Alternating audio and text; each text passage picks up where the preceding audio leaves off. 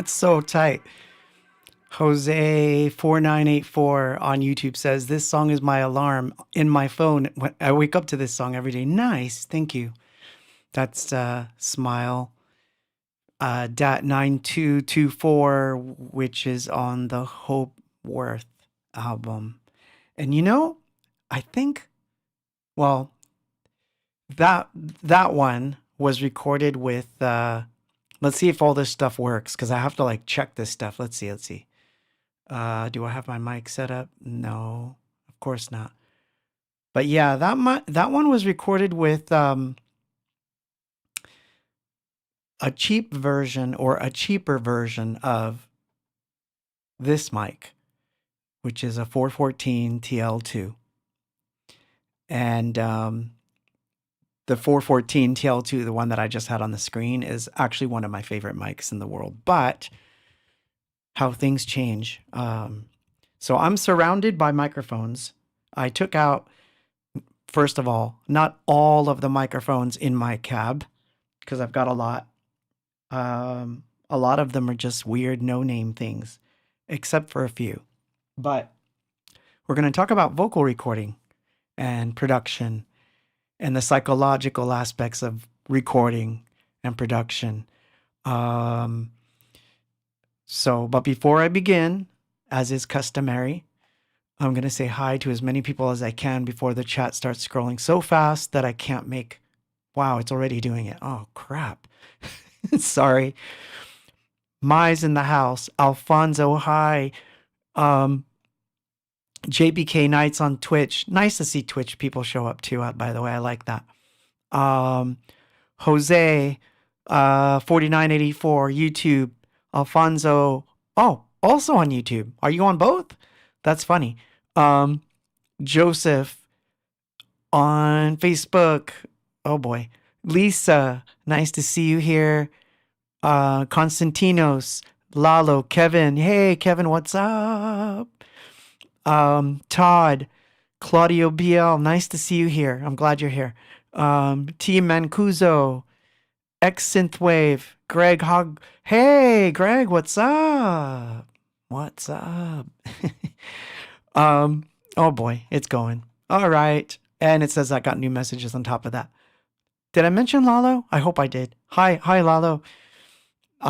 It's funny because there's a Peru story in here tonight too. That's nice.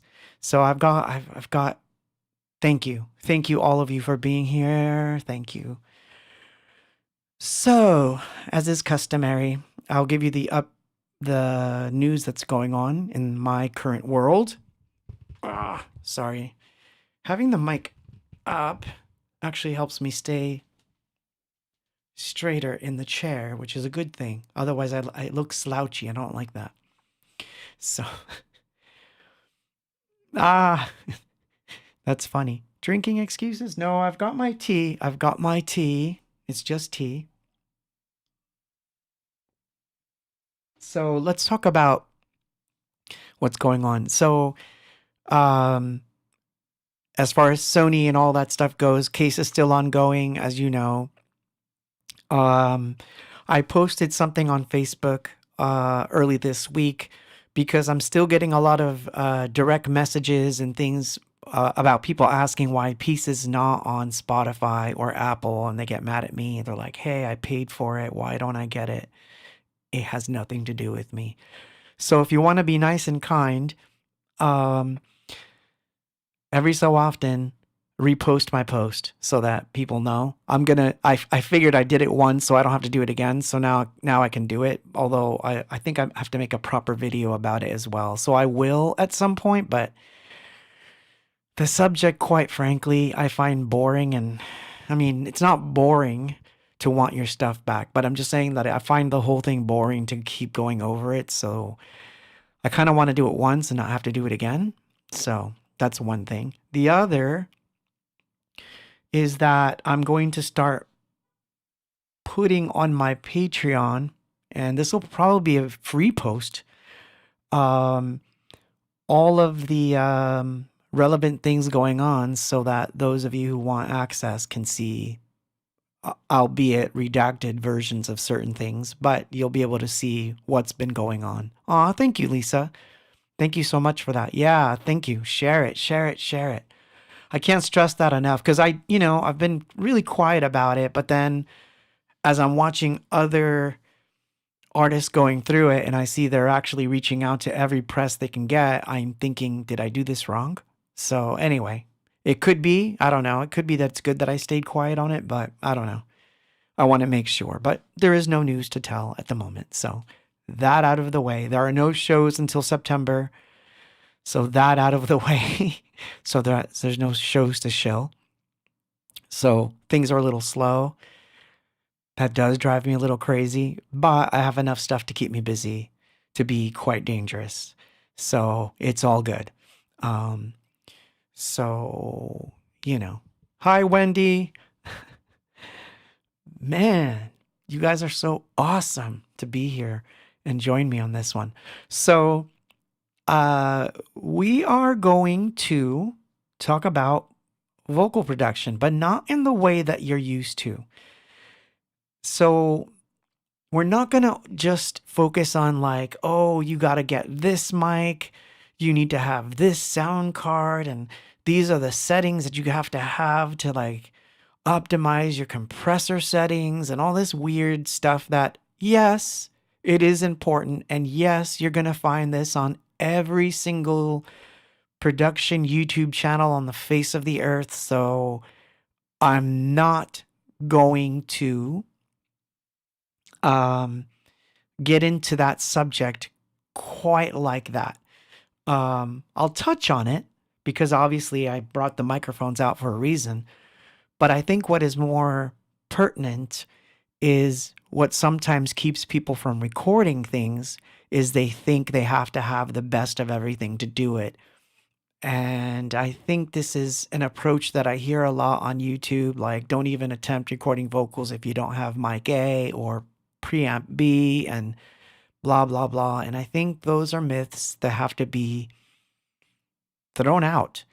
And I haven't seen a lot on the subject of the human voice taken in as an instrument more than I hear it as like, now it's time to record vocals, and this is what you're going to do, record your vocals, and these are the things you're going to buy to record your vocals, and then you're going to have vocals. But there's no substance behind these sort of things. Whereas, for example, if you go look for a tutorial on guitars or synthesizers or whatnot, you're going to get a lot of interesting, and I say interesting because they're good videos, but there's going to be a lot of interesting talk about, how this particular synth is better than this one because of this, and these are the presets, and blah, blah, blah, blah. It goes on and on and on, but no one ever treats the voice as an instrument. So tonight, we're going to talk about the human voice, why it's precious, why it is an instrument, and things I've learned along the way. Hopefully, we get through the entire stream. But if not, it might turn into a two-parter. So let's look at the first thing that I've got to present. And then I'll play music so you can ponder each thing. And by the way, I did a little poll today, and I guess everybody thought, let's see if that's around. Did I post that? Do I have it? Uh-oh. Different camera? Oh, yeah. That's not the one. Oh, that one's funny too. I was going to post this one and this one because I said, who's the best? And everyone chose Dave Gahan overwhelmingly. But I wondered, is that just because you saw him live, or is that because you really examined the voice? Because I find that really interesting. Although, in an interesting scenario, I sort of chose Dave first and Ian second, even though, truth be told, those voices are about as different as can be, but they both hit me the same. And that's what I was trying to get across, which is funny. And then, of course, you have these guys. And I mean, those are three major icons, completely different. And the one in the middle actually taught me a lot just this year. So we're going to get into all that. So anyway, here's a song that I wanted to play that was originally recorded with a mic that was $25, and I don't own that mic anymore. But this particular song was recorded using that mic, and then it was later re-recorded, and that's going to get into the first segment of what we're going to talk about. But anyway, let's play music too, so that I'm not talking the entire time. Ooh, I like this. When I was with the Fashion Police, we started out with a homebrew mic that was made from salvaged stuff and ran through a flanger. I love that. Send me a link. I'll check that out. Actually, sounds interesting. Here's the visuals. So this is from the latest album, Other Verses. This is The Pain I Inherited From You, recorded on a blue mic. And I'll show you that mic when we come back and why I chose it.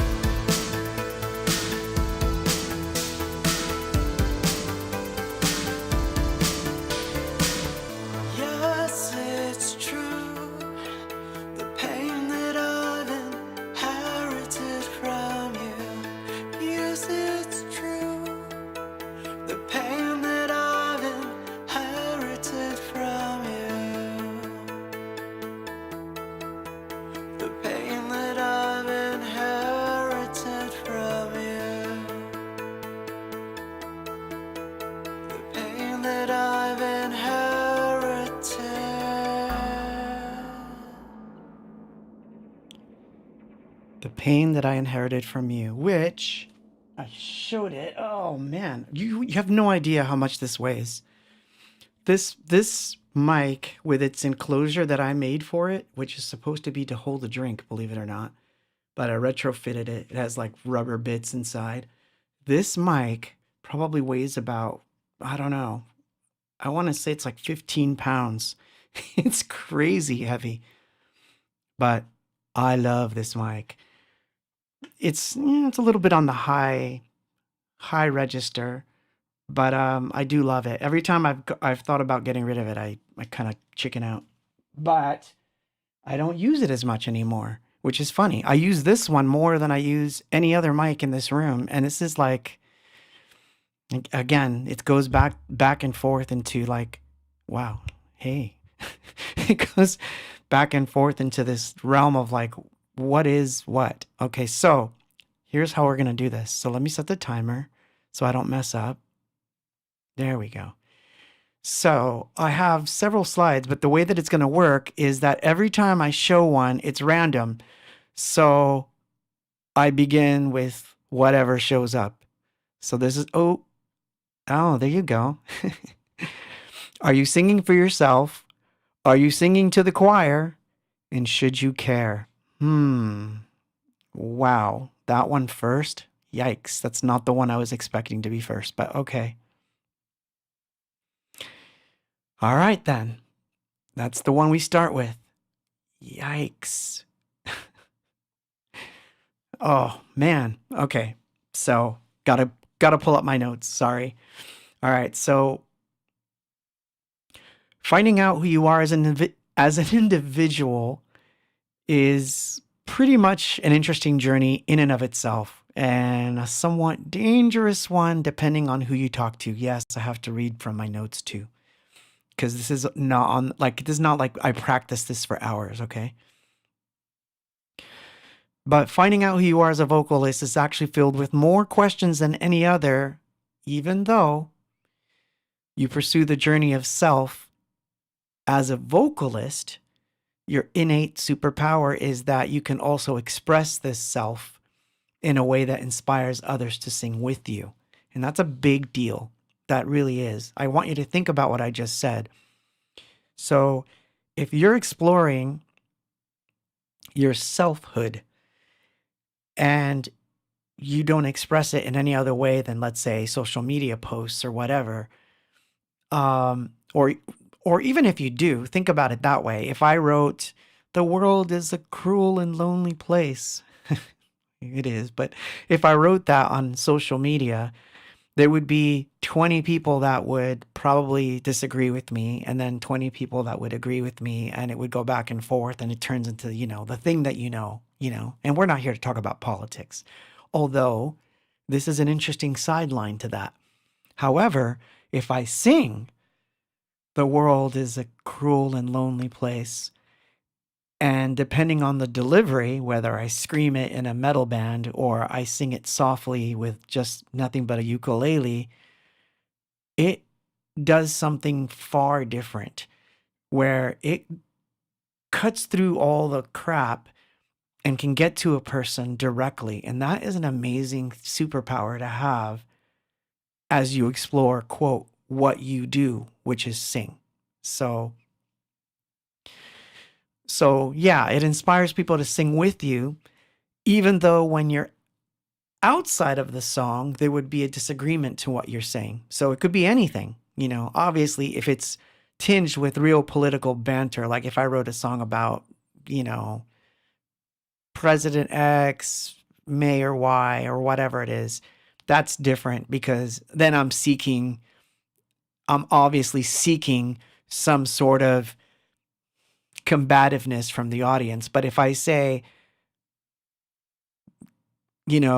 that's all we wanted was to have a dream, you don't know what dream I'm talking about. It could be good, it could be bad. I could be talking about all kinds of stuff.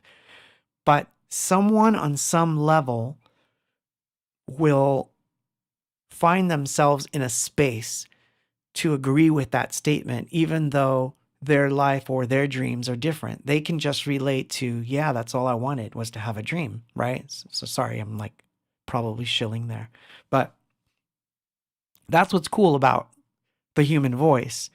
So this is why I take it seriously, because I realize that this is a very powerful tool. So therefore, I have to be very careful as to how I use it. That's why I've never written songs that, basically say, go do this or go do that and let's destroy this. Like, very rare do I get into that side of it. I try to explore things from the human side of the equation, which I feel most people can relate to, So, I've always felt that celebrating the differences between us is a good way to create balance in your life. And when it comes to singing, this does a lot of the heavy lifting for you. So I should say to you, as a vocalist, ask yourself at least once in a while to step out of the spheres of influence, whether these are artistic, who you listen to. In other words, I love Depeche Mode and I love Dave Gahan, so I want to listen to only Depeche Mode and Dave Gahan sound-alikes because that's my influence. That's fine, but it also informs what you're singing. You're going to be influenced by the lyrics that you write. You're going to be influenced by the views that you have. And to be honest, it's somewhat shallow if you don't explore other spheres, because someone that you may never thought of hearing or listening to before, let's say Elvis, or let's say, some blues artist from the 1930s with nothing more than a guitar and a porch, may say something in a certain way that resonates with you in such a way that you're like, wow, I never got hit with something so powerful in my entire life. I need to work that into my thing. This is important. So I would say that it is important, whether these are artistic influences, political differences, even theological differences, just long enough to understand how your perception has been molded, shaped, or altered by things that surround you on a normal basis. This gets you out of this weird zone. And this, like I said, some people are going to take this as political, and it has some semblance, I suppose. But I guarantee you that these thought experiments can be applied to what it is you're hoping to express with your voice. So, you know what I mean? So, like, for example, I could say, there are some injustices in this world that can never be properly explained. And people would probably say, hey, that's true. That's not true, blah, blah, blah, blah. But if I sit with a guitar or, just here and I say, there are things that can't be explained by the things we read, the things we see, right? You get it. Something might be different about that. Somebody might resonate with that feeling. So, Kimberly Brown says, I'm thinking of the kids listening to that WAP song. Do they know what the lyrics to the music really mean? Or is it the beat of the music that actually influences? Boom, chicka, boom. That's a different comment, but I like that. Yeah, exactly. So it boils down to, as a vocalist, whether you're doing rap, whether you're doing folk, whether you're doing metal, it's good to get out of your comfort zone and see how others express those things through their voice. Why does someone scream a certain word, whereas another person says it in a whisper, and the one in the whisper sounds more menacing than the one screaming? Because it could come off that the one that's screaming sounds like whining, and the one who's quietly saying, you could say anything you want to me, but I'm not going to go that way. It may sound more, whereas, again, it depends on the type of music. Daydreaming, Massive Attack. Nice. I like that. Yes. Yeah, there's a million songs that I can point to that will steer you in that direction that you think are about a certain thing, and yet they aren't. Right? So anyway, let's play a song. But I wanted to say that what I'm going to play next is, because I'm going to show you certain things about microphones, and we're going to get into the tech side too. So I'm not going to give you no tech at all, because I think some of the tech will be semi-interesting to some of you. So this is this song that I'm going to play is also on the latest album, but I'm playing you the very first version of this song, and I'm going to pull up the mic if I can, because I want to show you this mic. This mic was the mic that this was sung on. Oops, wrong one. Because I don't know. I don't see a super chat. Shoot. Did I mess up? I did, didn't I? Of course. It's live. I mess up. This mic. This is not the Shure SM58. It's actually the 25, the SM25, or the 78, which was called the Star Maker. And I think I might have bought it because it was called the Star Maker, and it was like 25 bucks back then. And the song I'm about to play was the last song I ever, or I should say, of the last batch of songs I ever used with this mic. Because what was going to happen, yikes. Sorry. The reason that these were the last batch of songs is that because just a few months later, I would get my very first advance, and I was, I would go out and buy, I want a $600 mic, and of course this thing got left behind, like way behind. But it's one of the oldest mics, and it was 25 bucks. And this is what a $25 mic sounds like in context in a song.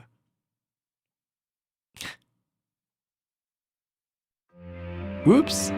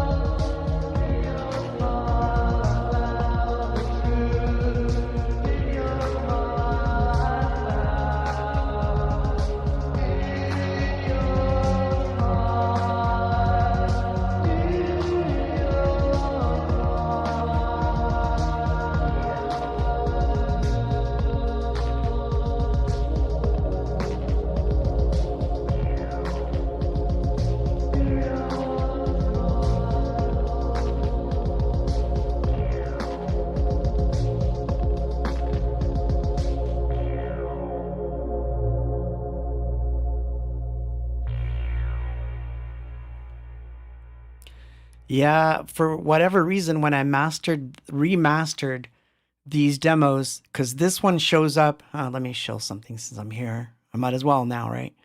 This version of it appears on,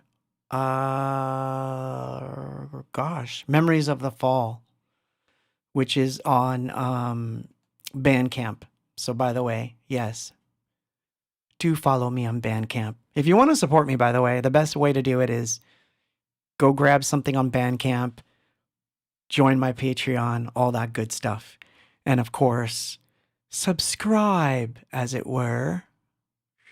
Yeah, I found all the little weird things that I had in my arsenal. Robert says, anyway, one of my favorites. It's in line with the moment shifting. I better get a shout out tonight because I don't know how long the boy's gonna let me stay. Robert is in the house.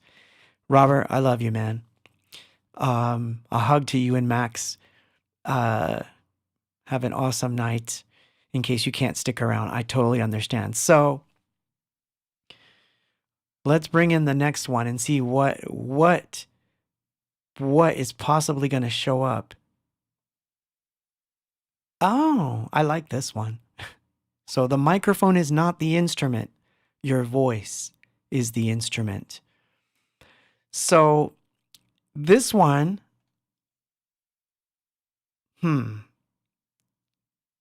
let's see if I can find the notes because I lost my notes. No. Here we go.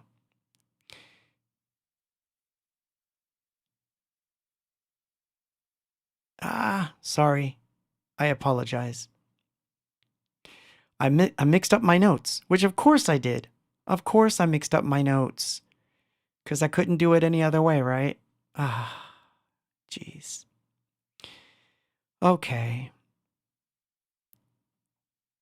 Here we go. What happened to my camera? So I'm having train wreck after train wreck, which is great because if, we get a lot of people, that'll be fantastic for them to see how awful of a YouTuber I am. But that's okay, I guess. I'm not going to lie. So here's what I wrote about this because and by the way, this entire episode, I'm going to take all, like whether it's one stream or two, I'm going to take everything I wrote and it's going to be as an article on Patreon with all the photographs of all the mics that I've used and all that stuff. And I'll get into that too. So this has to do with loving to sing, right? Because you have to actually learn to love to sing because it's another issue. We'll hopefully get into it, but you can't think of the vocal as a disposable instrument like you would between the choice between a 909 and a 707 snare to augment this loop, or I'm going to use these percussions here, but not here. Now, I'm not suggesting that, percussion and snares are not important because they are, but I guarantee you that unless the snare in the song is so special and so precious that everyone would notice the swap, I could swap those things out and most people would not notice, nor would they care. Swap the vocalist, though, sing the song without a feeling and purpose, that gets noticed. That's always going to get noticed. And I have a really good example that I can't play, but I can tell you about. So there's a reason why if you like the Strokes, because I like the Strokes, there's a reason why the Strokes' first two albums are so special. And it has to do with how the vocals were laid down. The singer would sing through a guitar amp, which would then be mic'd up just like a guitar. So they would put probably an SM57 or something in front of a guitar amp. So I'm going to pull up a microphone here. Look, I have one that I can show. So yeah, this is the amplifier. They would put a mic onto the amplifier that would pick up his voice as he was singing into the microphone. So basically, the amplified vocal coming through the amp, all distorted just like a guitar would be distorted, became part of the sound. So that became an instrument in and of itself. Now, they did this for the first two albums, possibly somewhat on the third, but I definitely heard a very big difference. By the third album, this sort of technique was abandoned just enough that the fans thought that they'd changed their sound. the instrumentation was almost identical. Meaning, if you listen to the drums and you listen to the guitars and listen to the way things were recorded, some of those things sounded a little cleaner, but more so pretty much the same. But you could tell that the voice was different. Something had happened. And I think that whatever the capture mechanism, that got changed. And that instrument that was so integral to the sound of the group as a whole lost some of its spark. And so to me, this is why it's important to not only do the whole thing of choosing the right mic that's best for you. And, this could be anything. It could be $100 mic. It could be $1,000 mic. It could be whatever mic you like. And I'm going to actually show you how to choose mics in a minute too. Like if it doesn't happen on this stream, it'll happen on the next one. So if you're interested and this sounds interesting to you, hope you show up for the next one if you don't get that information on this one. But there's definite good ways to try mics out, and it doesn't involve buying all of them. So, but I digress. Sorry, that's my hint to take a swig. Uh-oh, did I not set the timer? Darn it. Darn it. Okay, we'll go a little more and then we'll play a song. So yeah, the capture mechanism matters if it becomes integral to the sound of that voice. Once you find it, you keep it. You can experiment with things, like you can experiment with things such as where you sing. You can practice with different effects. You can practice your inflections, better breathing, yada, yada, yada. These are things that you're going to have to figure out for yourself whether you should practice.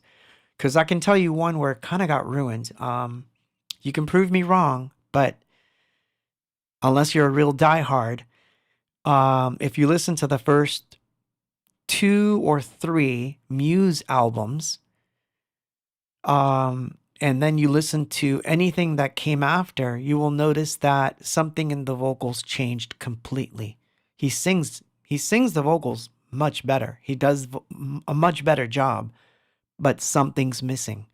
So whatever was happening with the capture mechanism, it got changed to the point that it messed it up. It somehow messed up the cohesion of that group. And that's a weird thing for me. So I started to pay attention more and more to what becomes the sound. Do you know what I mean? So sorry, I'm trying to bring this up. You're so funny. So you're spot on with the voice being an instrument. As an instrument player and a vocalist, there are often times you play your instrument through a less than ideal system. For vocals, you can adapt your voice instrument to the gear and still have the performance shine through. Exactly.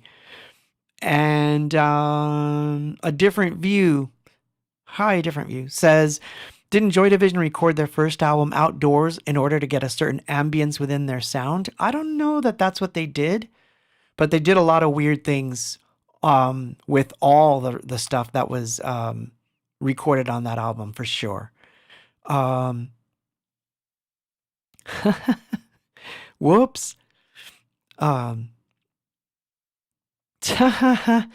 That's funny. 20 people are nodding off. Thank you. Thank you for that. I'll take that as a win. Trying not to be boring. So anyway, yeah. So tone, all that stuff matters. So, how do you find the microphone that's good for you? I guess I'll tell you that, and then I'll play a song. So how do you find a microphone that's good for you? One way to do it is to go to a professional studio, and I mean this, pay for an hour or 2 hours, just long enough that you can try everything out in their mic cabinet. You can try out something that's $100. You can try out something that's $200. You can try out the U87. You can try out the U47. You can try out a 414, because most of these you will find in almost every studio on earth. So you will be able to try almost anything in that price range, from about $100, and I would say even lower if you are my cabinet, all the way up to the thousands. And I would tell you to have the studio do this on purpose. Make sure that you're going directly into the sound card. Make sure that you're not going through any fancy compressors or any fancy preamp. You want to hear what the mic sounds in its most raw, unprocessed, unaltered form. No compression, nothing. Just you and the mic.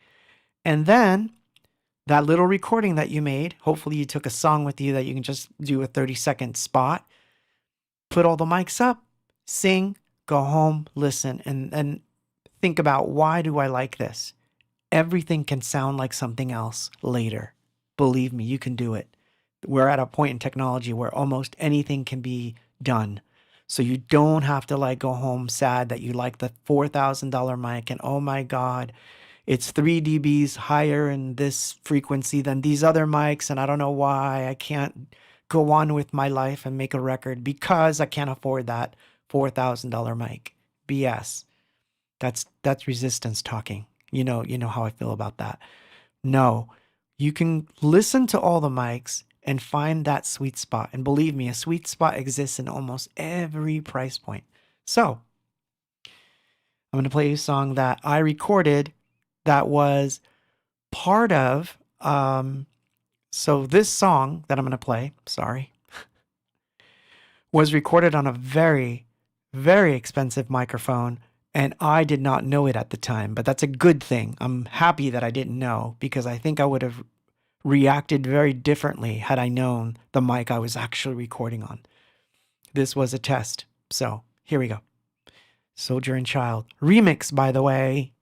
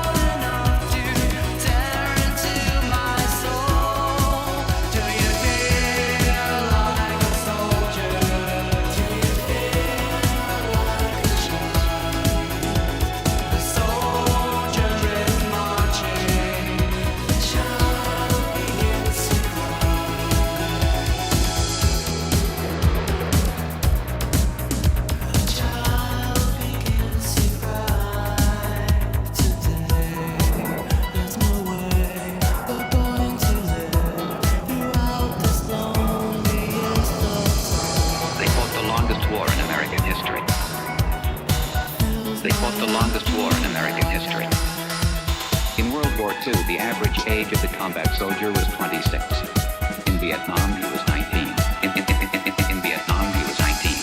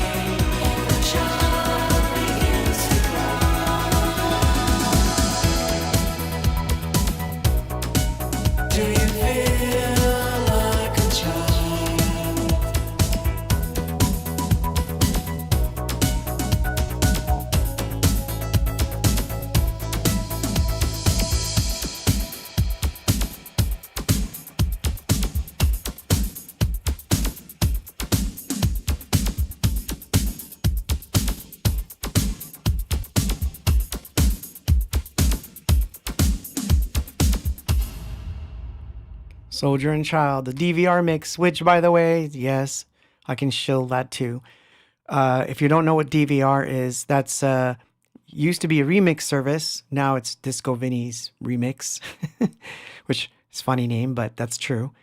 So that is on DVR 26, which is on Bandcamp, and I just updated it. So if you bought it, you now have this song added to that. And if you haven't bought it yet, well, you can now get it. And there's 11 tracks on it. So it just keeps growing. So yes, but thank you. So got a question here. And I love your questions. So by the way, ask away. If I'm talking about a subject and it goes by quick, but sometimes I can catch them. So let's see, where is it? Where is it? Oh man, I lost it. Oh, how can I, That Love FF says, how can I improve my vocal skills? That's on YouTube. And I wrote him a reply, but since, we're streaming in multiple places, I'm going to tell you what I responded. So first of all, I struggle whenever I do not rehearse. This is a fact. No one, believe me, you don't even want to be around me after I come home from rehearsal and it's been a bad one. It literally depresses me. So, and I've been doing this for a very long time. So if you're struggling, you're not alone. It doesn't make you a bad vocalist. It's the human voice is like anything else that has to do with the body. You use it or you lose it. And that's sad, but it's true. So you have to rehearse. You have to rehearse more. So you can do it by yourself with a backing track in your car. I've done that quite a bit, but then you can't really hear yourself. So that's good to keep the throat going. So if you want to warm up, you go in the car, pop something on, plug your phone in, go for a drive and sing 10 or 20 songs. You will feel better when you do. So that's 1. 2, learn how to breathe. That's important. You have to learn how to breathe and hold your breath longer. All these different things. I actually take supplements of bromelain, which is actually it helps clear out the lungs. Not a doctor, but I'm telling you, it helps. So you can go on Amazon and look up something known as white lung, which I got into during 2020. Because of the obvious reasons, but I didn't know that it was going to have such a great effect on my lungs. It really does, and it does work. So have been back on it for a month. I already have stamina again that I didn't have before. So yeah, bromelain, all that stuff helps. But yeah, if you're struggling, you're not alone.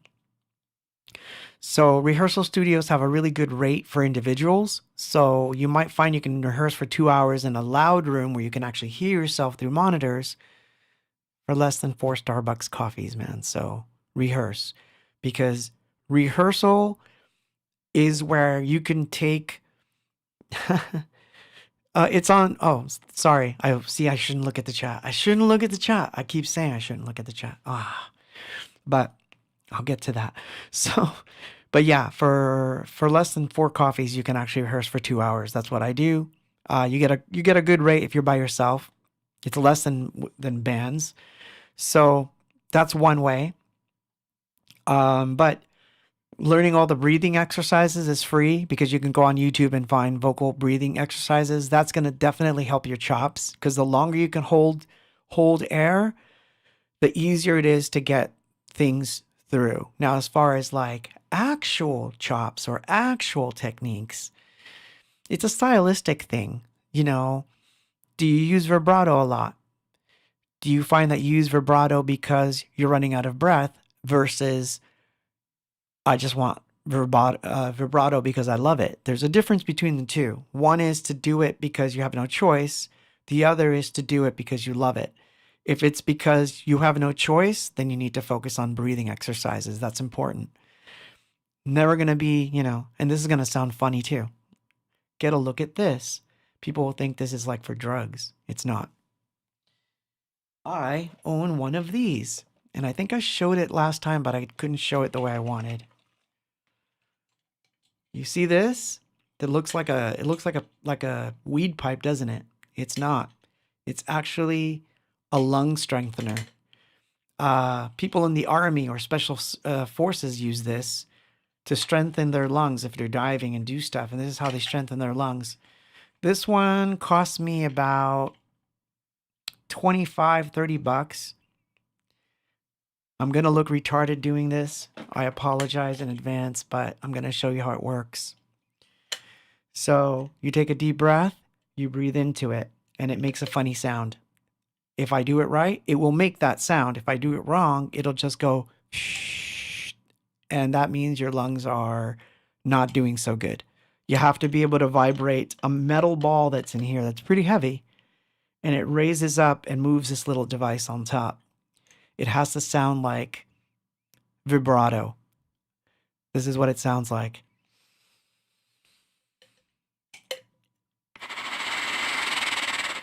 Did you hear that? When it does the sound, you're doing it right. When it turns out to just be, you're actually expelling air and your lungs are not as strong. So I have to do like 10 of these, and that's about as many as I can do. So it's not as easy as you think. It sounds like it would be an easy thing to do, right? Oh, just blow into the thing. It's not. Worth its weight in gold for the vocalist. So there, I've given you tools on this break already. And let me show you the mic that song, that remix was recorded on, because it's relevant to probably the next slide. I don't know. We'll see. Is it? Uh-oh. You must love to sing even when it hurts. Yeah, that's the other reason that's the other way you're going to improve your chops. You have to sing even when it hurts. So, yeah, strengthening your lungs is good. So, Sue says, I have emphysema. Sue, look into white lung on Amazon. No joke. Seriously, look into it. So here, let me see if I can pull this up. So that song was sung on this mic, which I had to do a bit of research because I remembered what it looked like, and I thought it was a Telefunken. All these years, I thought this was a Telefunken. But the entire Worth album was sung with this microphone that you're seeing on the screen. It was a Geffel CMV 563, which is expensive as F. And it sounds really good. It looks remarkably like my Blue. And it's funny, I don't know if it was because, I don't know. I tested this, and when I tested it, it gave me a good body memory from Worth. And so I thought, oh, cool. So it might share some lineage. I don't know. I don't know what they were going for, but I can tell you that very good on the top end. Very, very good on the mids. So this is a great mic, by the way. But yeah, you don't have to own a $4,000 mic. You don't. I have all kinds of mics in here. I've got one that I paid, it's like this guy is 120 bucks. It's a very good mic though. This is a good condenser. I've got this. Yeah, here, I'll turn on this mic camera so you can see it. Sorry if I'm boring some of you. I'm not trying to, but I want you to see that different mics for different jobs. So this is a nice mic. This is a Raven, which is from Electro Voice. Very funny because this one always reminds me of, this is one of those crooner mics. It reminds me of old Frank Sinatra kind of stuff, even though he sang on like, you know, $1 million mics. I'm not saying it sounds like a $1 million mic. No, but it tends to sound more vintagey, distorted. This is a mic that is in such bad shape that if I pull this off, you can see that there is no head. And yet it sounds amazing. This is a mic that sometimes I take to rehearsal, but I can't take to live shows because it's a condenser. But I love this mic, and I've used this for recording songs. I've kept this for years. This is a, oh gosh, even the name brand is gone. It's a no name now, but you can't get these anyway. This was called, I believe, an N95, which isn't that also a mask? Funny. Let's see. I've got a Behringer pencil mic, which I kind of modded to change its reaction. That's another nice mic that you can get. This one I think was 89 bucks. That's my away mic. Jose says, Worth sounds great, so the $4,000 mic is worth it to get. Well, here's the thing. I'm glad someone said it in the comments. So let me explain. So when we came back, this is before we knew what there was no internet when we came back from, I know I'm that old, sorry. But yeah, when we came back from Germany, there was no internet. So all I had in my head was that I remember Gareth telling me that it was about 4K or something and that it was very expensive. And this was after the fact. And I'm going to tell you why you shouldn't get a $4,000 mic just because you think it sounds good. And it's a really good reason. And it's something that most people who like talk about vocal production never talk about this. So picture this. You book studio time to go record a song and they put an $8,000 Sony microphone in front of you. I forget what the model is, but I think it's 800. I think it's the 800 that's that expensive. They put that in front of you and you have a song where it's a screamo song and you're like, you know, you've just been read the riot act by the studio owner that this is an $8,000 mic that you requested. And he has you sign the little form that says, you know, that this is like insured and all these weird things, right? Are you going to sing the way you normally would sing in rehearsal with an SM58? Would you have the same thorough confidence that you're going to be able to pull it off? And even more so for the people that are going to be snarky and say, yeah, I don't care because I'm in a studio paying per hour. So if I damage the mic, oh, well, he's got insurance. Okay, fair enough. But what if you invested the money and bought it? Would you abuse, possibly destroy a mic because of the SPL in your voice now that you've invested in a $4,000 mic as opposed to $89 condenser with no head, so that if it fucks up, all I can do, sorry for my French, is hope that I find another one that sounds close to it, because what's important to me is to get the song good. And that would be the most important reason. Do you understand what I'm saying? So that's another reason, or another way that you choose your microphones. You don't choose them by price. You choose them by what you're using them for. Because if it's for all types of vocals and you're doing things that are sometimes really quiet or sometimes you're really loud, like I could see if you were a singer like, I'll say Billie Eilish, or Eilish, or Eyelash, I don't know, Billie.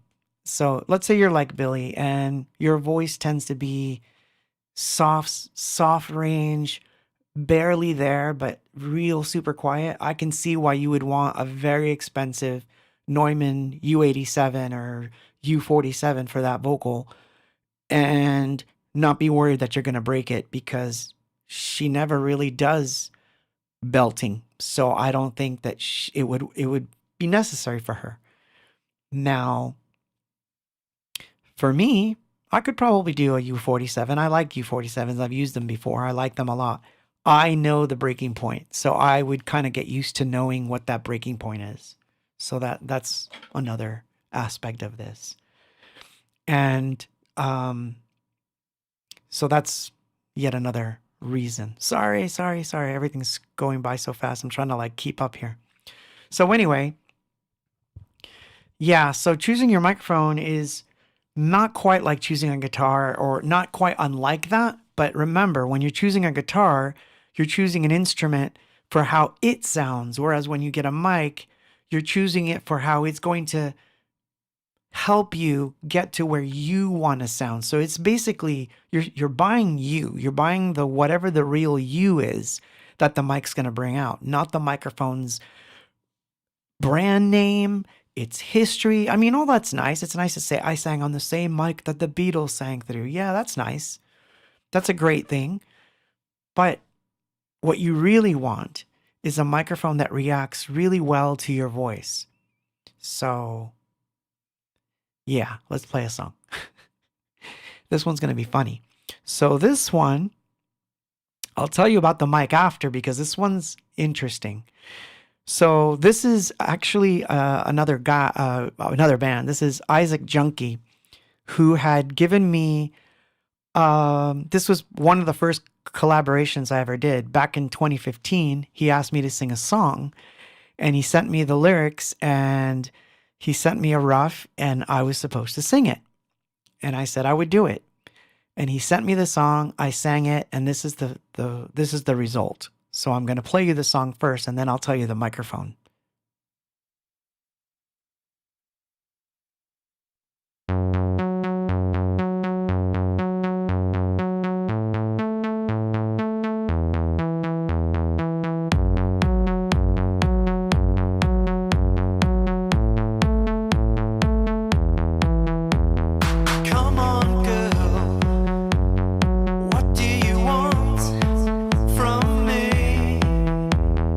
Come on, girl.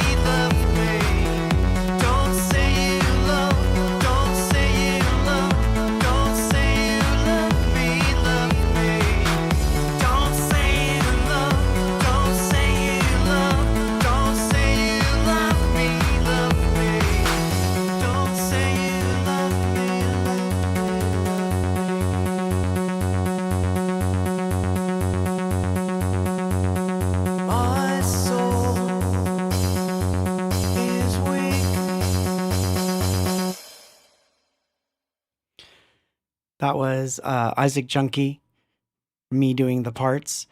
So before I tell you and show you the microphone, I want to tell you the story. So, but I want to get back to that idea because I got some comments about, why wouldn't I use a really expensive mic in the studio as opposed to buying one?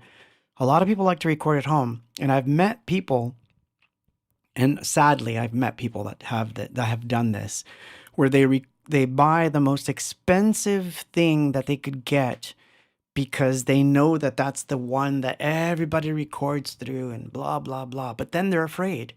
Then they treat it like a precious art artifact. Oh, gotta be careful with it because it was $8,000. Oh, I gotta be careful because replacing those tubes can be expensive. See, like if that's gonna be the approach, you're not gonna get to the part that's important, which is making music. So always get that which does the job. The microphone is not the instrument. You are the instrument. Your voice, the words pouring out of your skull, the thoughts, the feelings, the anger, the love, that is the instrument. The mic is merely a capture device. So it has to be something that captures what is happening.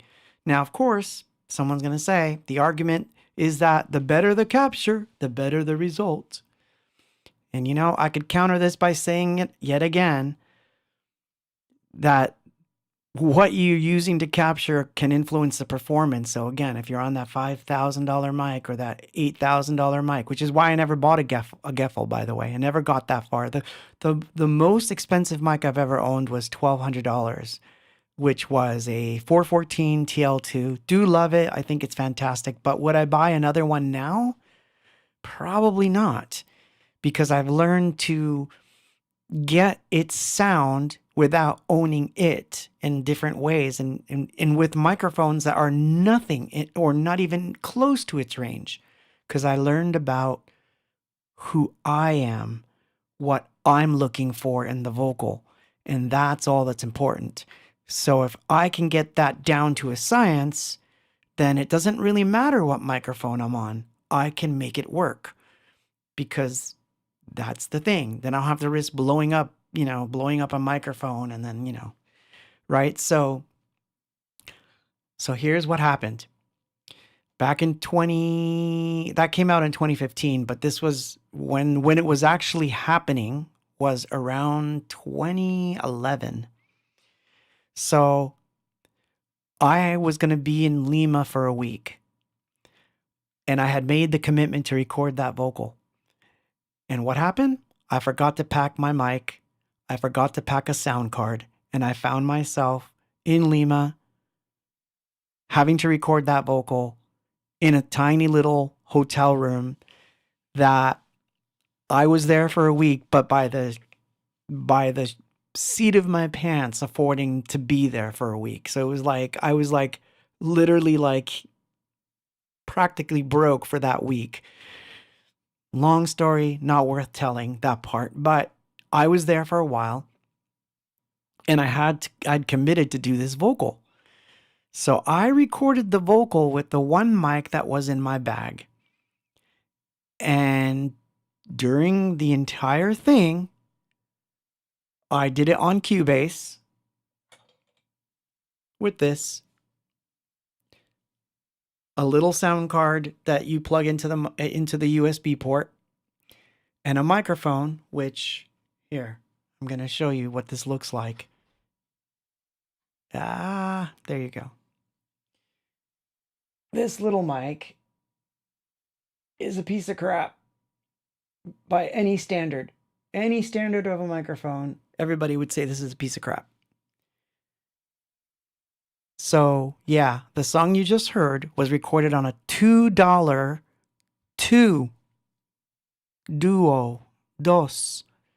$2 microphone that I happen to have in my bag. But I know what I sound like. I know what I'm supposed to sound like. So even though I knew I was going to turn in a vocal to this person, I knew it had to sound like me. So I had to take this mic to its absolute best that it could be and still represent me. So I knew that it would have to distort a certain way. I knew that it would have to peak in a certain way. I knew that these things would have to happen using this microphone. And I had done enough sessions with so many different mics that I know what I sound like. So that's why I say you are the instrument. So if you think of yourself as an instrument and you know exactly what that instrument sounds like, this is why, like, for example, a guitarist will say, I only like Stratocasters from this particular year. And the synthesis will say, I like the Mini Moog Model D, but from 1980 to blah, blah, blah. You know, they know the tone of the instrument that they love, and they are committed to that sound.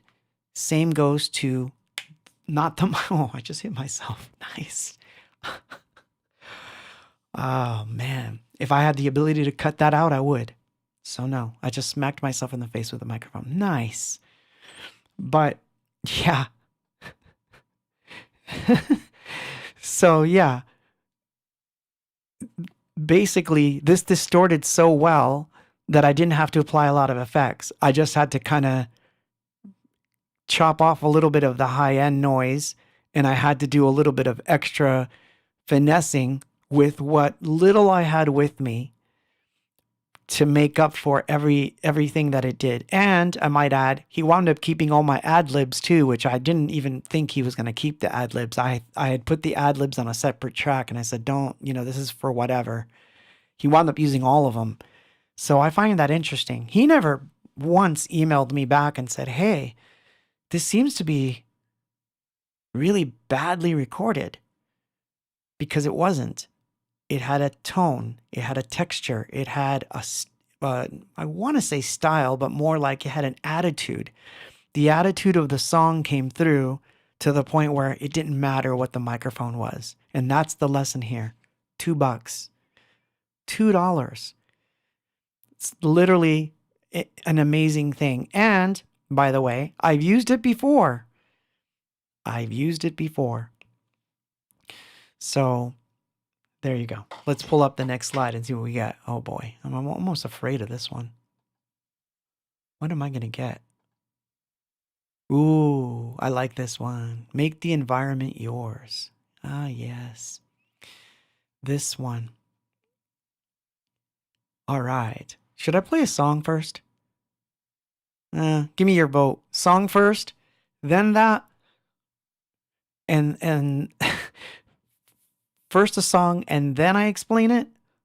Yeah, someone said song. Okay, song wins, of course, because most of you are here for songs, which I understand, totally. So, I'll tell you the story later, but one of the things we did was, this relates to the Hope album, by the way.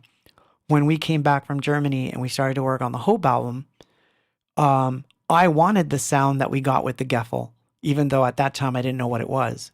I just know I had to get that sound, and I worked really hard. Once I was able to get it, and this is with a normal 414, I remember the studio asking me, the studio in Germany, when I sent them the album, said, did you go out and buy the mics that you used here? It sounds like you recorded this here. That's the best compliment you can get. That they thought I had, like, literally recreated, the channel strip that we used back there. And there was no way I could do that because it was on SSL board and, like I said, a Geffel. So no, I did not.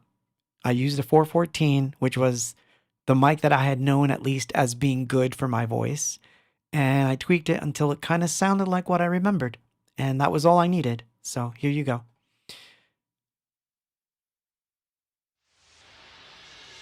I'm here for the drank too.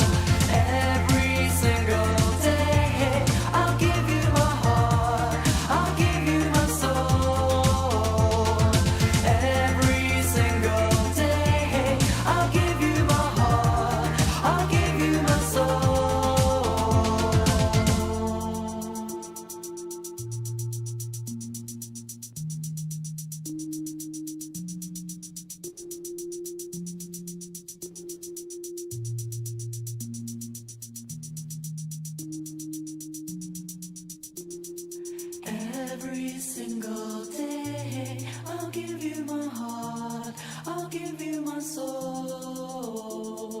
Every single day, I'll give you my heart, I'll give you my soul. Whoops. So, by the way, if you want to know what microphone this is, it's pretty interesting. It's such an oddball.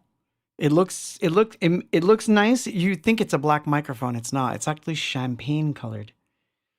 And it looks like something that you would find in a woman's makeup bag. No joke, watch. Doesn't that look like something that should be used for lipstick? Or I could say the word, but you know what I mean. It looks kind of like something that should not be used for miking anything. Isn't that crazy? This, though, is one of my favorite microphones in the entire world now. This is an SM63, which I got so that I could do vocals almost anywhere when I travel. But as it turned out, this wound up becoming the microphone for the stream. Sorry, ASMR, right?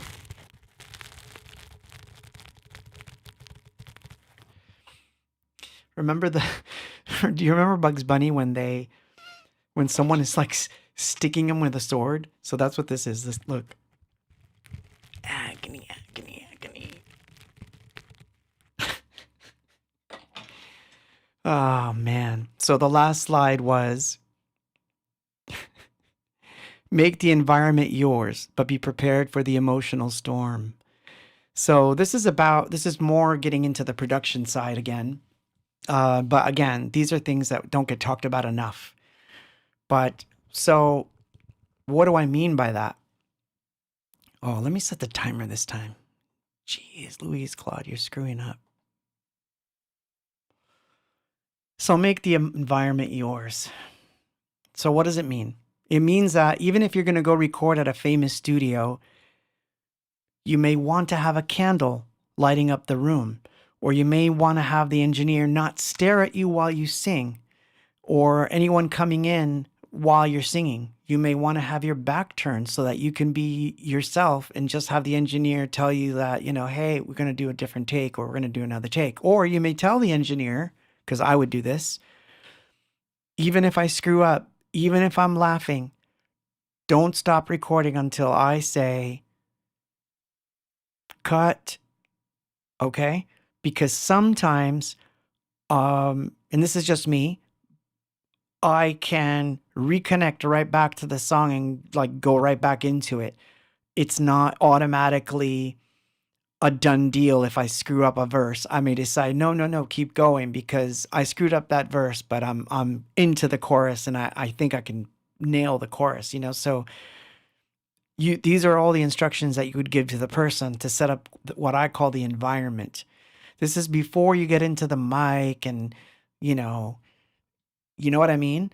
You need to do all these things because the environment you build for the recording will influence the recording. So do you remember my $2 mic story that I just told you? So I was in a pretty interesting time in my life, and I sang that in a tiny hostel, not hostel like as in like what they call a youth hostel type hotel. It was really small. Like the bathroom, the bed, and the little desk to write in were all like this. And the song, as you heard, is about a guy talking to the girl, asking her like, "Hey, what do you want from me?" Right? And there I was, far away from home, in a hotel room, asking myself these very questions. So this would not have been the same if I had been at Capitol Recording Studios in Hollywood, waiting to go out dinner with friends after the session or having just come home from the movies.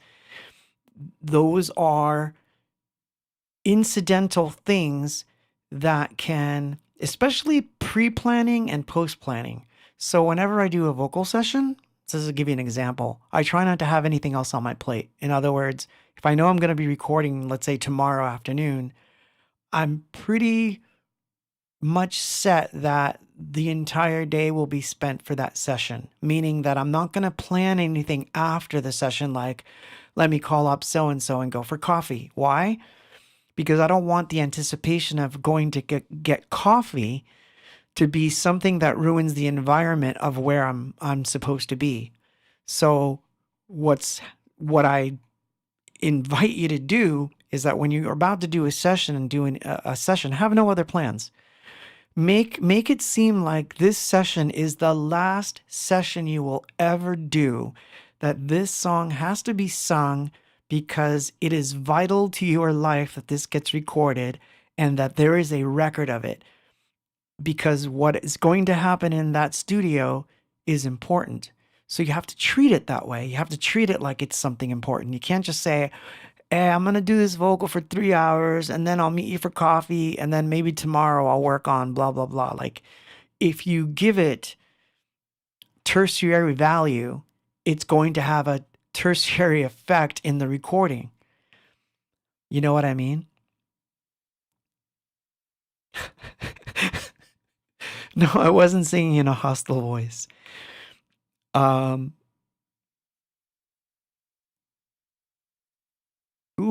listened to these. So X Synthwave says, I listened to these, I'm assuming the podcast or whatever this is, with really old 1960s speaker plugged into the headphone jack on this laptop. The speaker looks like a flying saucer. Nice.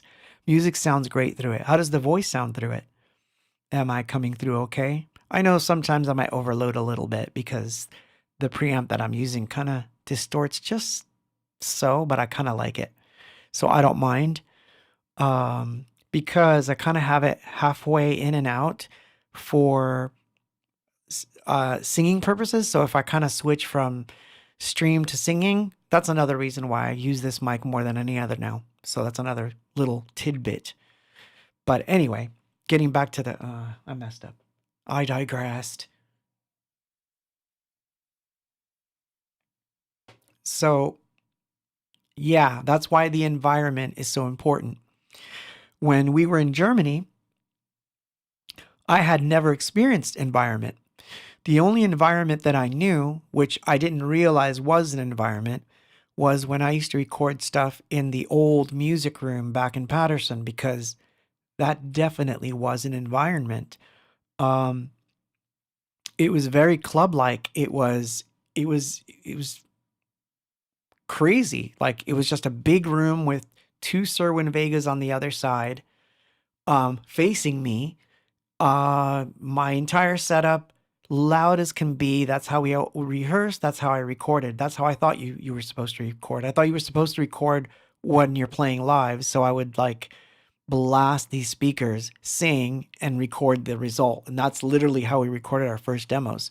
So I thought that that was the way everything got recorded. I didn't find out until later that no, you lay things down and you have to listen to stuff through headphones. I had never done that. So that environment was very conducive to many cool things that I kind of forgot about along the way, which was pitch was better because I never had to worry about I can't hear myself. I could hear myself perfectly. I didn't have to worry about ear compression in the way that headphones do it because I could spend the entire afternoon with the speakers and if there was ear compression, I would just turn it up a little more. I guess that's terrible, but it actually worked because I can hear the old demos from the 1980s and I can tell you I'm like spot on. So pitchy things didn't start to happen to me until I started wearing headphones, which is why I don't like using headphones really when I record vocals. So in the future, as I build my next studio, that is something I'm going to take into consideration. Really nice monitoring system for live purposes, but it will be used for recording vocals. Bleed, things like that. Never cared before, don't care now. And we're in a time in technology where a lot of that stuff can be removed. So I'm not that worried about it when it comes to, that's a good thing that AI is for, by the way. So to give you more context on environment, I read or I heard and saw and read various stories, and this happens more with rap acts, but this is actually a good technique to steal. They would go to the club for a little while to take a break if the mix wasn't working in the studio. Like they would literally stop what they were doing. They would go to a club, hang out for an hour or two, no more than an hour or two. From what I heard from one of them, I don't know if it was 50 Cent or, oh man, it eludes me. Look it up. You'll find what I'm talking about. Where they would take a break, go to the studio, feel the vibe of the club, what's happening to get themselves in the mood. Then they'd go back to the studio with having just had that experience, and that would create a completely different vocal or a completely different take of the mix itself, which actually was an influence on the mix. So that's a great technique. So if you're recording something and it's not working, change the environment. One of the things that I like to do now is that because I travel, all the time when it comes to shows, I travel, is I started to put together an away kit. And I have more than one now. I have like 2 or 3 different ones, depending on what I'm into. But the $2 mic goes with me everywhere. This mic goes with me everywhere because I know that I can get something out of it if I need it in a pinch. And it's also good for sampling. So that goes with me everywhere I go. Another device that I take with me on the road, which I don't mind showing you at all, is this guy right here. My little 24-bit recorder, which has an amazing stereo microphone on it. I can use this in a pinch to record a vocal just as a microphone. Never mind record it. Just feed the signal through here, send an 1/8-inch signal right back out to the sound card, get an amazing vocal out of it. And it's sad because I actually like this one. The reason that I wound up looking for a mic like this one was because of this recorder. I was chasing this sound in a microphone that was more professional that I could actually record and plug into like my preamp, whereas this is a little more difficult. So this guy was designed for news gathering. That's what this microphone that I'm using was designed for. I like it because it rolls off. Here, I'll actually show you because I can show you this.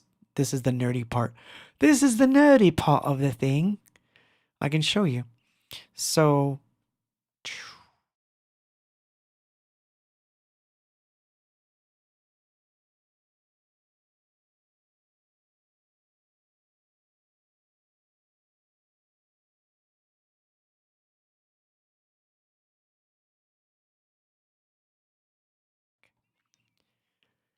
the left side of the screen is the low frequencies. The right side of the screen is the higher frequencies. So what you're going to see is that in the 3K range, which is an oddball choice to be honest, but the 3K range, there's a slight bump. There's a dip in 6 to 7K, which is like annoying mid-range sound, which you don't hear on this microphone. And then there's another rise in the high up, like around 10K or so. But the beautiful part for me, what I love about it is it starts to peter off the low end all by itself without me having to use EQs around 300 hertz. It's unheard of. Most microphones don't have a roll off that steep, but this one does. And so you're looking at 100.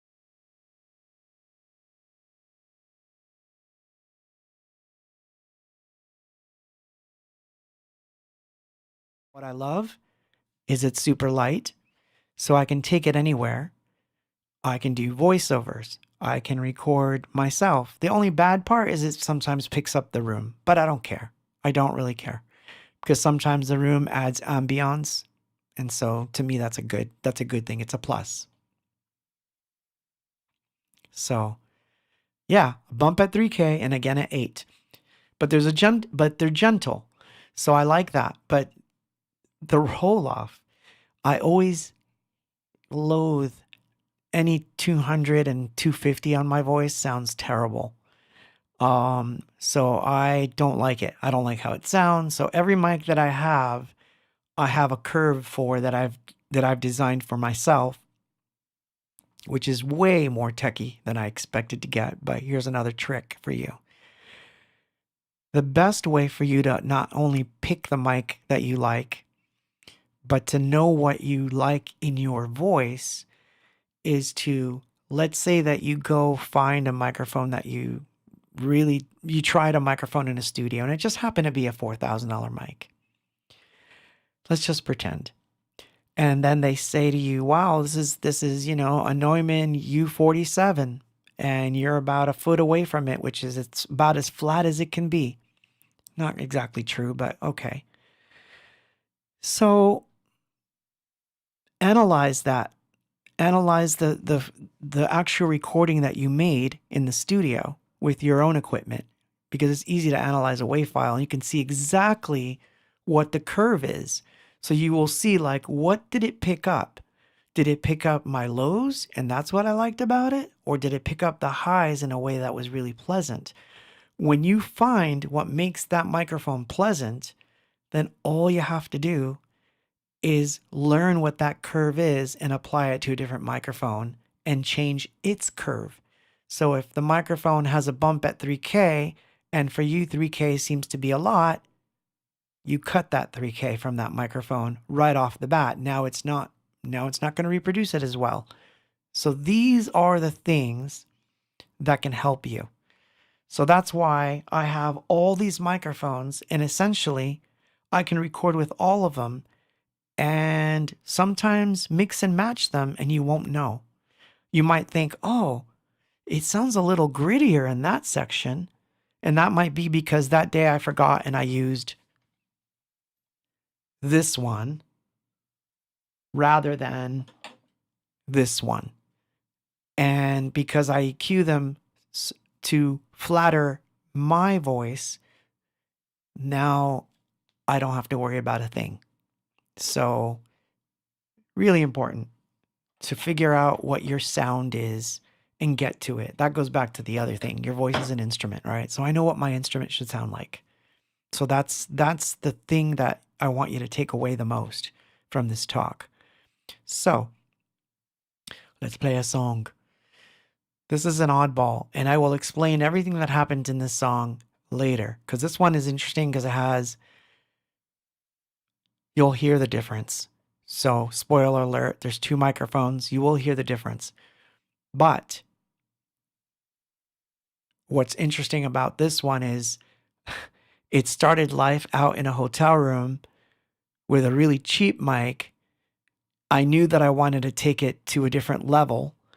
And so I purposefully waited until I got to a different place or a different environment where I finished the recording with the second mic.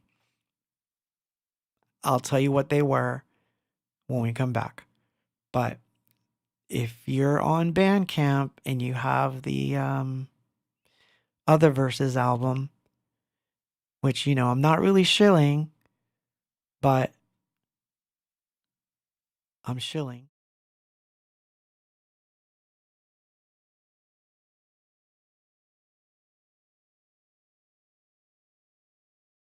The visuals.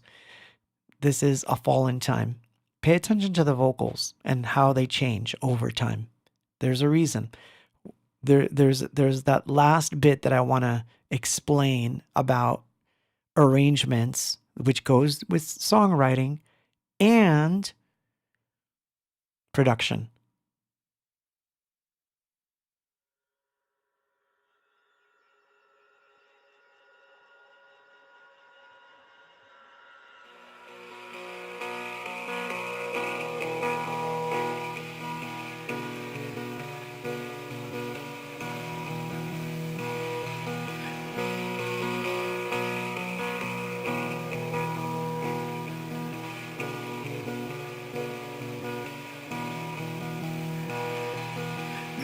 it's time. Maybe it's time. Don't give in. Maybe it's time. Maybe this time we will win. Fall in love. Find yourself. Fall in love. Free yourself. Free yourself.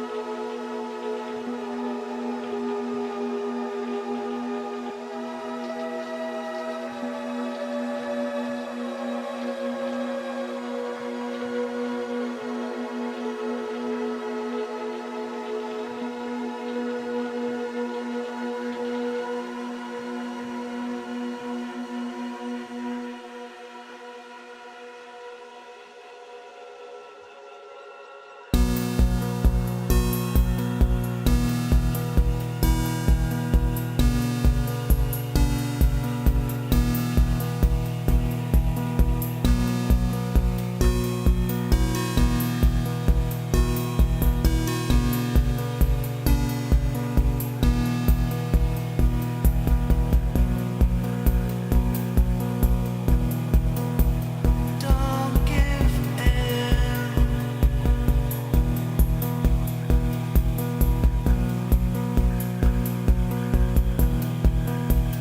We will win.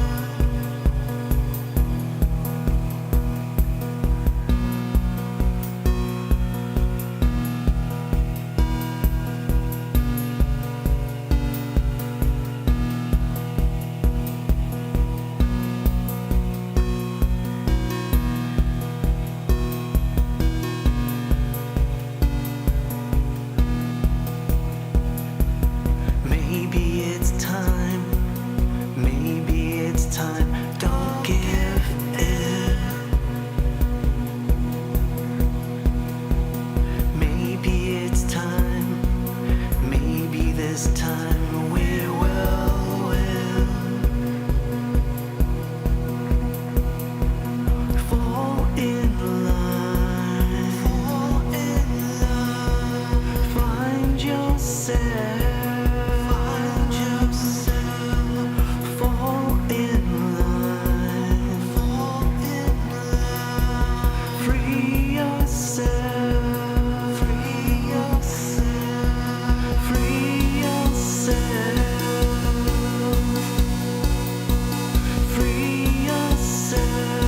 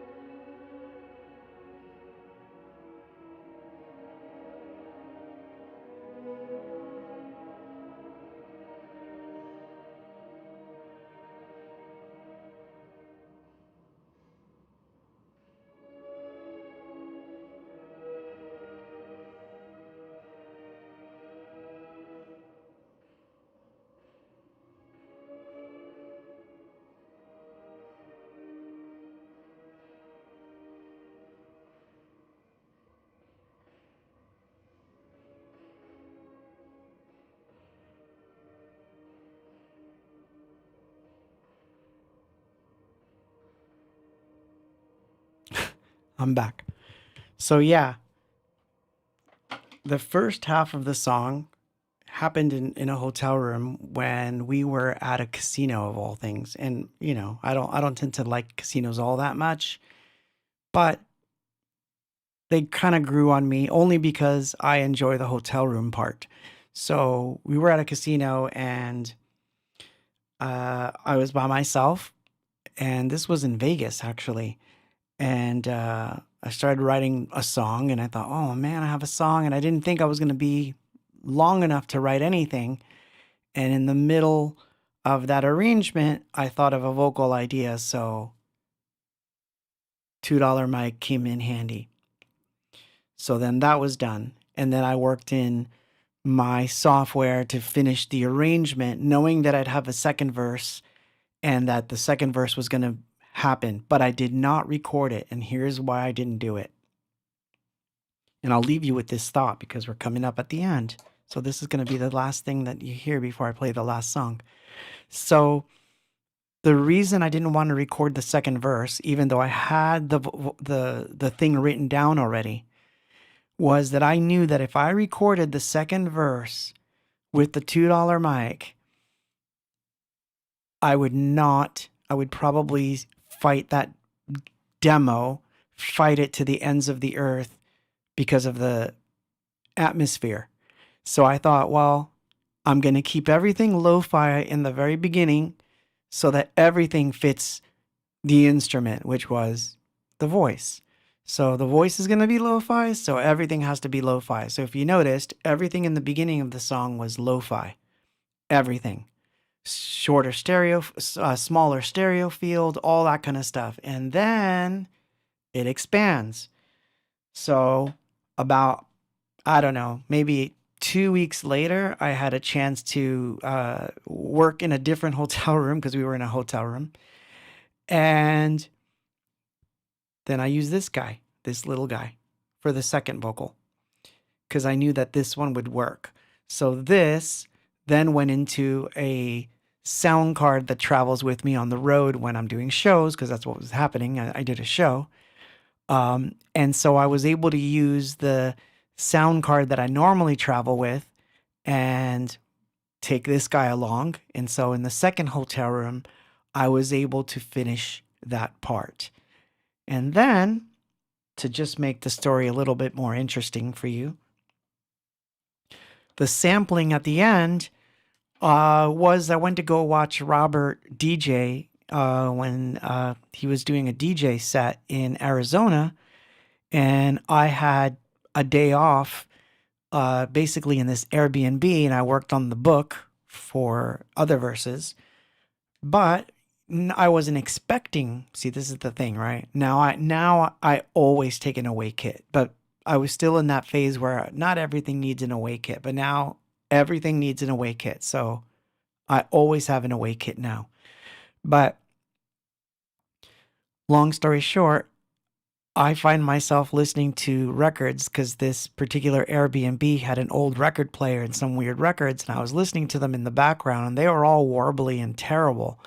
Probably the worst turntable I've ever experienced. But when it came time to play this particular piece, it was so wobbly that I thought, oh my God, that's the ending to that song.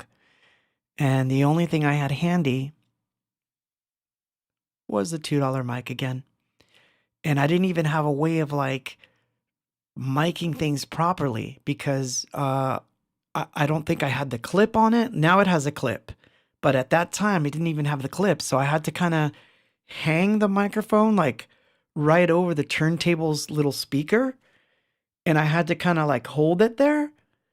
And when it was done, I knew I had a sample and I would just have to clean it up. But it's mono because it's a mono microphone.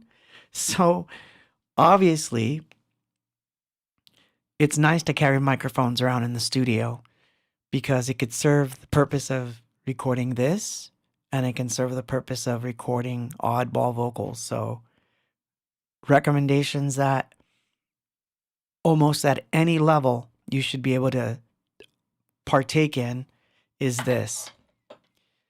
On Amazon right now, at this very moment, you can find little lavaliers like this between, I mean, prices have gone up now, but under $5, some of them, no more than 10.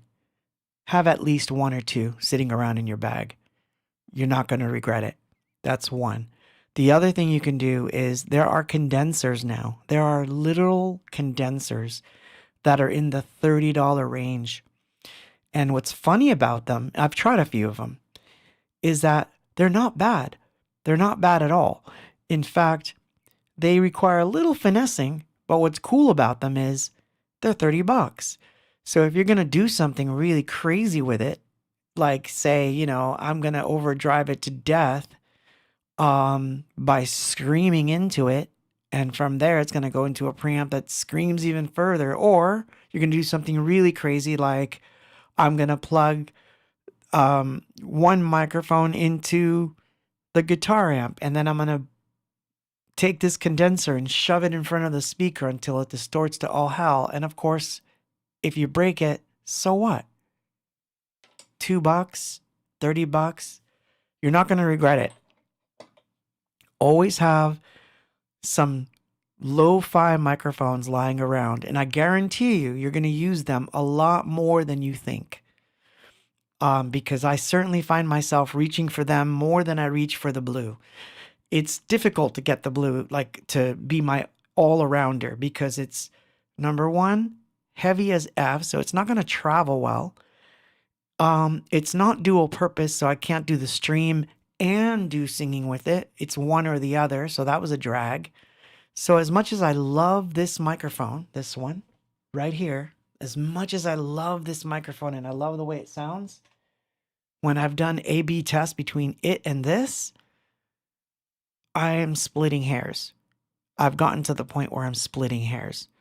So, like, I literally have to do very little work to get this to go back into record vocals mode. There's a few settings here that I've actually saved a preset for myself. That's another thing you can do, is write down everything you do for whatever microphone you have. But I digress. And it's 10. Anyway, we're going to go over I'm going to leave you with one song, and I think we'll pick up this conversation more next week because I've got more things to show you. Like, we never even got into this. You don't even know what this is, and it's an important tool in my toolbox. What is this? What is it for? So that's one. Could think of a few other things. We'll talk more about portable recorders. So anyway, I'm going to say bye now, but I'm going to play a song to take us out and tell you how it was recorded before I do it. So this one was 414 ULS, once again, just the 414. It's picking up me, Danya, and her playing. She's playing the guitar on this one. And yeah, that's it. So it was picking the three things up with one microphone, doing everything. The keyboard part was different because it was going through the board and that was going directly to the recorder. But to get the stuff that needed to be mic'd, this isn't double tracked. So her vocals, her guitar playing, and my vocal all on the 414. So it's all about placement, which is something we'll get into next week. All right, so I'm going to take you out. Have yourselves a good weekend. World Without Love, Folktronic.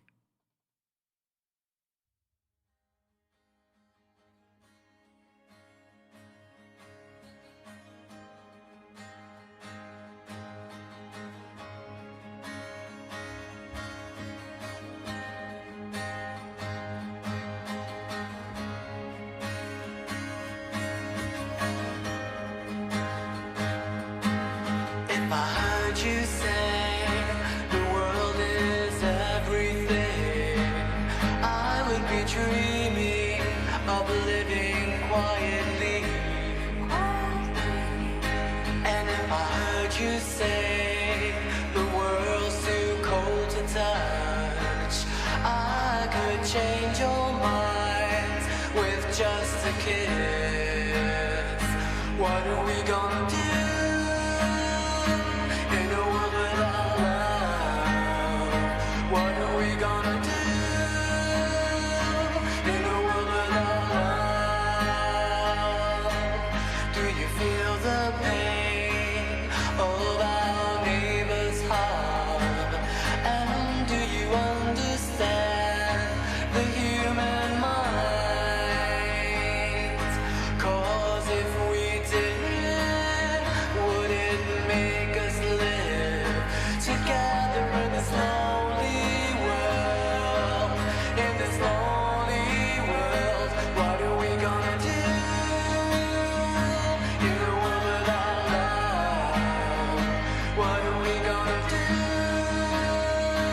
in a world without love?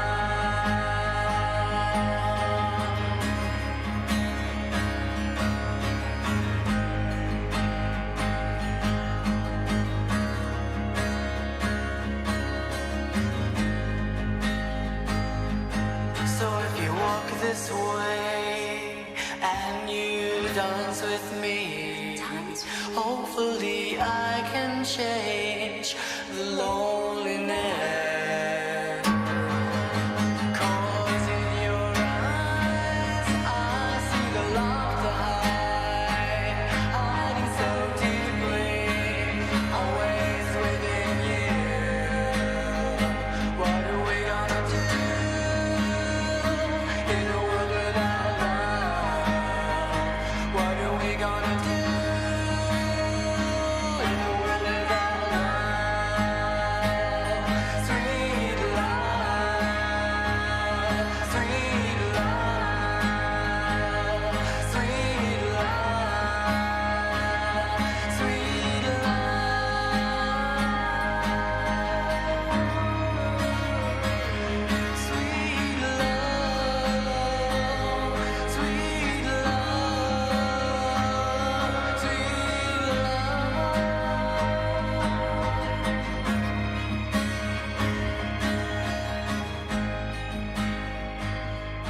sweet love, sweet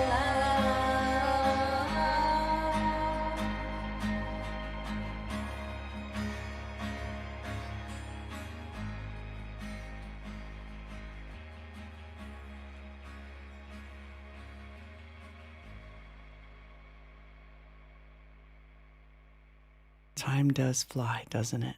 It really does. Good night, y'all. I will see you next week.